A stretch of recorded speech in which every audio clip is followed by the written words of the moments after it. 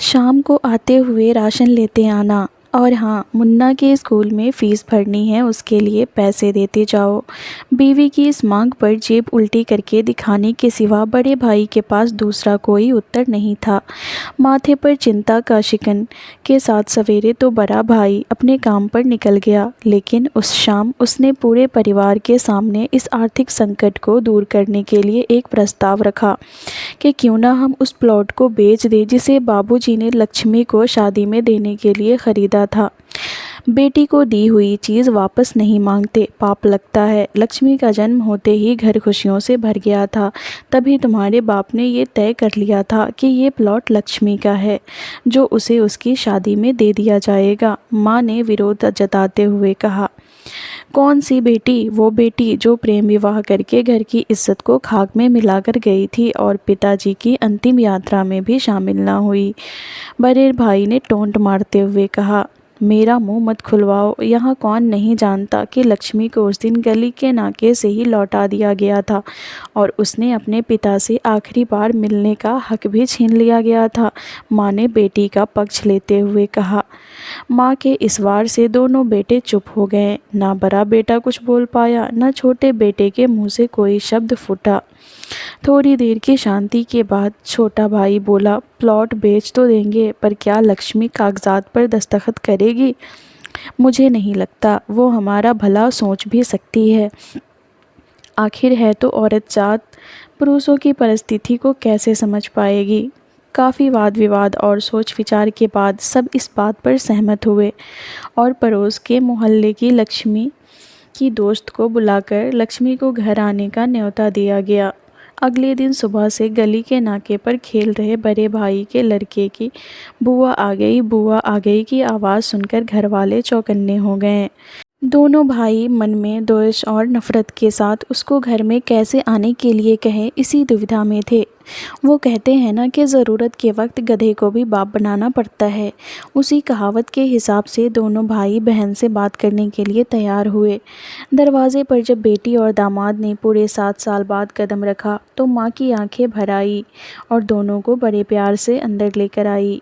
बेटी और दामाद भी माँ का इतना प्यार देखकर इमोशनल हो गए। शाम को साथ में बैठे बेटी दोनों बेटों और दामाद के आगे हिचकिचाते हुए माँ ने ही प्लॉट का मुद्दा उठाया। लक्ष्मी को थोड़ा अंदाज़ा था कि कोई बड़ी बात होगी। लक्ष्मी उसी दिन से यह सोच रही थी कि ऐसी क्या बात हो सकती है जो खरूस भाई उसे बाप का मुंह भी दिखाने के खिलाफ थे, वो अचानक इतने कैसे पिघल गए। लेकिन अब उसको सारी बात समझ में आ गई थी। लक्ष्मी ने तिरछी नज़र से पति की तरफ देखा तो वो बोल पड़ा, देखिए माँ जी, शादी से पहले जो कुछ आपका था वो आप ही का रहेगा। ना उस पर मेरा या लक्ष्मी का कोई हक था, ना है, ना भविष्य में हम मांगेंगे। इसलिए आप निश्चिंत होकर उस प्लॉट के साथ जो करना है कीजिए। आप जहाँ कहेंगे हम वहाँ साइन कर देंगे। सुबह से अपने जीजा से नज़रें चुरा रहे दोनों भाई ने अब अपने जीजा को आराम से अच्छे से देखा। सुबह प्लॉट के कागजात पर बहन ने दस्तखत लेकर काम को ख़त्म किया जाए, यह तय हुआ। सब इस मीटिंग को ख़त्म करके उठ ही रहे थे कि टीवी पर अनाउंसमेंट हुआ कि आने वाले 21 दिनों तक देश में लॉकडाउन लगाया जा रहा है। लक्ष्मी के पति ने फ़ोन पर बात करने के बाद कहा, अब हम क्या करेंगे लक्ष्मी, कल की बस भी रद्द हो गई है और 21 दिनों तक कोई बस नहीं है। हम तो फंस गए। इस खबर से दोनों भाई बहुत निराश हो गए, क्योंकि एक तो उनकी आमदनी कम थी और 2 लोगों का खाने पीने का बोझा बढ़ गया था। लेकिन माँ अंदर ही अंदर बहुत खुश थी, क्योंकि इतने बरसों बाद घर वापस लौटी बेटी इसी बहाने कुछ दिन आराम से उसके साथ रह पाएगी। दोनों भाई सब्ज़ी और फल बेचा करते थे। कुछ दिनों में ही लॉकडाउन और कोरोना वायरस की वजह से लोगों ने उनसे सब्जियां और फल खरीदने बंद कर दिए। पहले से ख़राब उनकी आर्थिक स्थिति और ज़्यादा ख़राब होने लगी और वह मन ही मन में लक्ष्मी के कदमों को अशुभ मानने लगे। बहन और जीजा से उसकी यह हालत छुपी नहीं थी। लक्ष्मी के कहने पर उसके पति ने दोनों भाइयों की सब्ज़ी और फल के ठेले पर लोहे की रॉड और जालियां फिट कर दी। बाज़ार जाकर दोनों के लिए कैप, हाथों के दस्ताने किराने और थोक के भाव से सब्ज़ी और फल खरीद लाएं। दोनों के ठेले को अच्छे से तैयार कर फल और सब्जियां ढककर दोनों भाइयों के टोपी और दस्ताने के लेकर जीजा जी ने उनसे कहा, एक बार इस तरह से धंधा करके देखो, शायद आपका मुनाफा बढ़ जाए।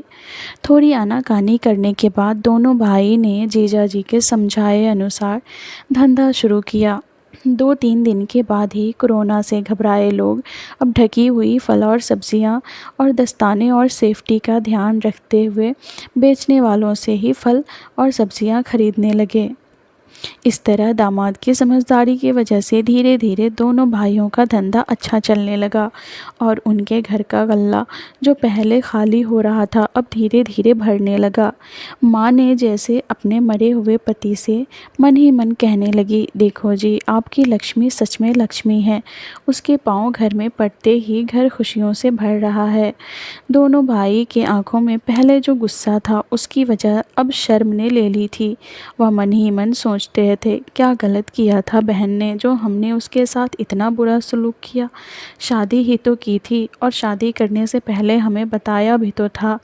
हम ही थे जो उसे स्वीकार नहीं कर पाए। दोनों भाइयों मन ही मन में जो नफ़रत थी वो धीरे धीरे ख़त्म हो गई। 21 दिन बाद जब दीदी और जीजा जी प्लॉट के कागज़ात पर साइन करके जाने लगे तब दोनों भाई ने उन्हें रोक लिया और उनसे माफ़ी मांगते हुए वो पेपर्स उन्हें देते हुए बोले, शादी के वक्त हमने आपको कोई तोहफ़ा तो दूर की बात आपका हक भी नहीं दिया था, लेकिन अब इस प्लॉट को स्वीकार करके हमें प्रायश्चित करने का एक मौका दीजिए। सभी की आंखों में खुशी के आंसू आ गए और माँ ऊपर देखकर बोली, देखा, आपकी लाडली ने आज फिर हमारा घर खुशियों से भर दिया।